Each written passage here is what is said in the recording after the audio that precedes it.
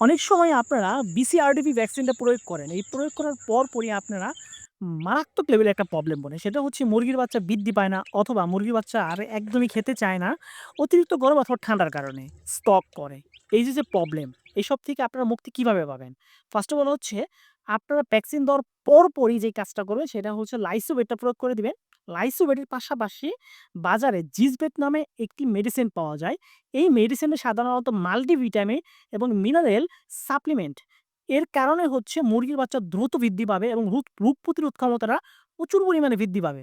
যার কারণে হচ্ছে শরীরের ভিটামিন, মিনারেলের ঘাটতি পূরণ করবে এবং স্বাস্থ্যবান করে তুলবে। শুধু তাই না, স্ট্রেস কমাবে ভ্যাকসিন দেওয়ার পরপরই। হ্যাঁ?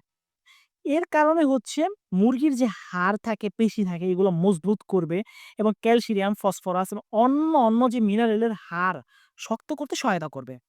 শুধু তাই না, এবং খাবারে যে একটা প্রবলেম অনেক সময় হয়, দেখি তো হজমের একটা প্রবলেম হয়ে থাকে। তো এটা কোনো ধরনের আপনারা টেনশন করবেন না। হজম শক্তি বাড়িয়ে দিবে। যার কারণে হচ্ছে পুষ্টি গ্রহণে সহায়তা করবে।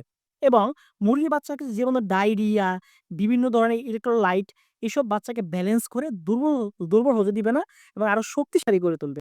সবশেষে আমি একটা কথা বলতে চাই, শুধুমাত্র জিসভেটই যে একমাত্র সমাধান বিষয়টা এরকম না।